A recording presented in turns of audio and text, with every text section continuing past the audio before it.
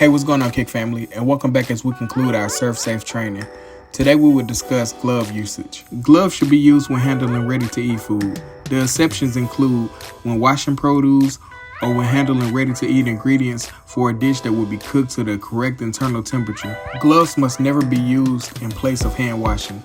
The FDA food code, upon which local food codes are based, requires that gloves be used when handling any ready-to-eat food. RTE foods are those that don't have a heat treatment that can kill bacteria, such as raw fruits and vegetables, bakery items, deli meats, and cheeses, to name a few. If a worker is performing the same task, the gloves must be changed every 4 hours because that's long enough for pathogens to multiply in dangerous numbers. Anytime the gloves become contaminated, they must be changed. In conclusion, gloves are meant to be a part of a practice to break the chain of possible contamination and must be used in conjunction with hand washing for those proper uses.